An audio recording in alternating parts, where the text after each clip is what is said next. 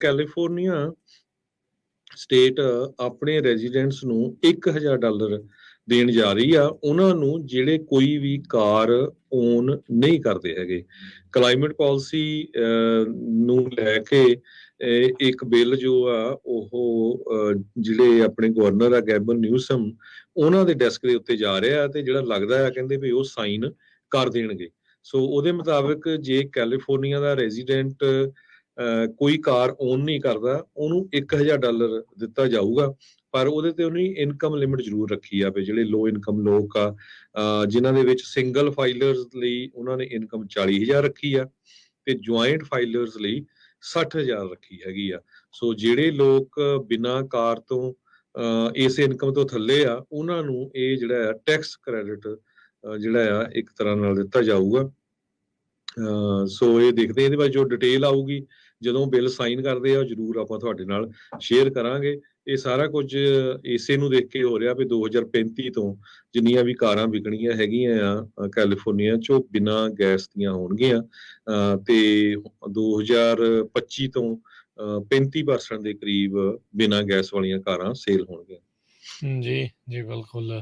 ਸੋ grid ਦੇ ਉੱਤੇ ਹਰਜੋਤ ਸਿੰਘ ਜੀ ਭਾਰ ਇਲੈਕਟ੍ਰਿਕ ਗੱਡੀਆਂ ਇਹ ਇਸ ਟਾਈਮ ਕਾਫੀ ਜਿਹੜੇ ਆ ਮੀਮਸ ਦਾ ਕਾਰਨ ਵੀ ਜਿਹੜੇ ਉਹ ਲਗਾਤਾਰ ਬਣ ਰਹੇ ਆ। ਕਹਿੰਦਾ ਵੀ ਕੁਝ ਦਿਨ ਪਹਿਲਾਂ ਅਨਾਊਂਸ ਕੀਤਾ ਵੀ 2035 ਤੋਂ ਬਾਅਦ ਕੋਈ ਵੀ ਅਸੀਂ ਸਿਰਫ ਇਲੈਕਟ੍ਰਿਕ ਗੱਡੀਆਂ ਵੇਚਣੀਆਂ ਤੇ ਕਹਿੰਦੇ ਅੱਜ ਇਹ ਕਹਿ ਰਹੇ ਆ ਵੀ ਭਾਈ ਪੀਕ ਆਵਰਸ ਦੇ ਵਿੱਚ ਇਲੈਕਟ੍ਰਿਕ ਗੱਡੀਆਂ ਜਿਹੜੀਆਂ ਅੱਜ ਭਾਵੇਂ ਨਾ ਹੀ ਜਿਹੜੀਆਂ ਉਹ ਚਾਰਜ ਕਰਿਓ।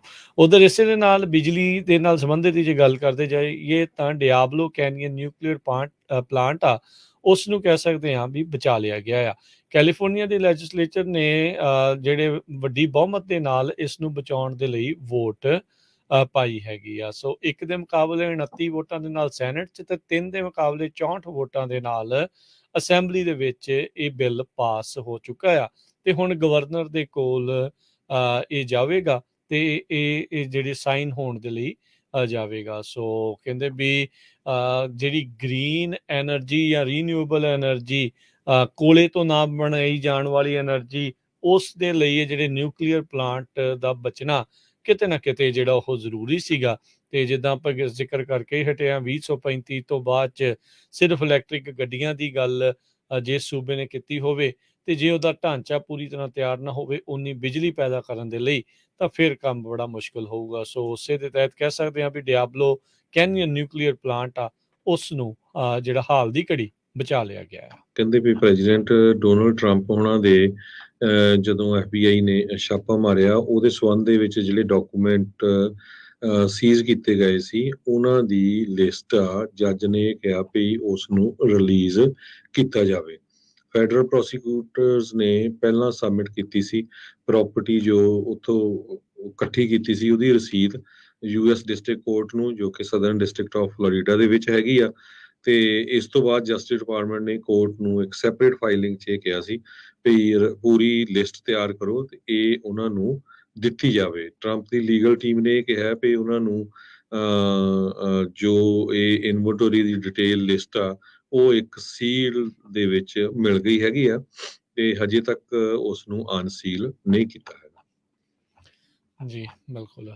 ਅਗਲੀ ਜਿਹੜੀ ਗੱਲ ਕਰਦੇ ਜਾਈਏ ਇੱਕ ਸਾਬਕਾ ਨਿਊਯਾਰਕ ਪੁਲਿਸ ਡਿਪਾਰਟਮੈਂਟ ਦਾ ਅਫਸਰ ਆ ਉਸ ਨੂੰ 10 ਸਾਲ ਦੀ ਜਿਹੜੀ ਸਜ਼ਾ ਉਹ ਸੁਣਾਈ ਗਈ ਆ। 6 ਜਨਵਰੀ ਦੇ ਵਿੱਚ ਕੈਪੀਟਲ ਦੇ ਵਿੱਚ ਹਮਲਾ ਕਰਨ ਵਾਲਿਆਂ ਦੇ ਵਿੱਚ ਇਹ ਸਾਬਕਾ ਪੁਲਿਸ ਅਫਸਰ ਸ਼ਾਮਲ ਸੀ। ਇਸ ਨੇ DC ਦਾ ਜਿਹੜਾ ਅਫਸਰ ਆ ਉਸ ਨੂੰ ਅਸੌਲਟ ਕੀਤਾ ਸੀ। ਇਹ ਰਿਟਾਇਰਡ ਨਿਊਯਾਰਕ ਪੁਲਿਸ ਅਫਸਰ ਇਸ ਤੋਂ ਇਲਾਵਾ ਹੋਰ ਜਿਹੜੀਆਂ ਫੈਲਨੀਜ਼ ਆ ਉਸ ਦੇ ਵਿੱਚ ਵੀ ਕਨਵਿਕਟ ਕੀਤਾ ਗਿਆ ਸੀਗਾ। ਵਾਸ਼ਿੰਗਟਨ ਦੇ ਆਫਿਸਰ ਦੇ ਉੱਤੇ ਫਲੈਗ ਪੋਲ ਦੇ ਨਾਲ ਇਸਨੇ ਹਮਲਾ ਕੀਤਾ ਕਹਿੰਦੇ ਆ ਤੇ ਉਸ ਨੂੰ ਟੈਕਲ ਕਰਕੇ ਗਰਾਊਂਡ ਤੇ ਵੀ 6 ਜਨਵਰੀ ਵਾਲੇ ਦਿਨ ਸੁੱਟਿਆ ਸੀਗਾ। ਥਾਮਸ ਵੈਬਸਟਰ ਨਾਂ ਦੇ ਇਸ ਸ਼ਖਸ ਨੂੰ US ਡਿਸਟ੍ਰਿਕਟ ਜੱਜ ਅਮਿਤ ਮਹਿਤਾ ਉਹਨਾਂ ਨੇ ਹੁਣ ਤੱਕ ਦੇ 6 ਜਨਵਰੀ ਦੇ ਮਾਮਲਿਆਂ ਦੇ ਵਿੱਚੋਂ ਸਭ ਤੋਂ ਲੰਬੀ ਸਜ਼ਾ ਸੁਣਾਈ ਗਈ ਆ। 56 ਸਾਲਾ ਵੈਬਸਟਰ ਨੂੰ ਜਿਹੜਾ ਆ ਇਹਨਾਂ ਦੋਸ਼ਾਂ ਦੇ ਅਧੀਨ ਜਿਹੜਾ ਗ੍ਰਿਫਤਾਰ ਆ ਉਹ ਕੀਤਾ ਗਿਆ ਸੀਗਾ। 17.5 ਸਾਲ ਦੀ ਜਿਹੜੀ ਸਜ਼ਾ ਦੀ ਮੰਗ ਕਰ ਰਹੇ ਸੀਗੇ ਪ੍ਰੋਸੀਕਿਊਟਰ ਤੇ ਇਸ ਨੂੰ 10 ਸਾਲ ਦੀ ਜਿਹੜੀ ਸਜ਼ਾ ਆ ਹੁਣ ਸੁਣਾ ਦਿੱਤੀ ਗਈ ਆ।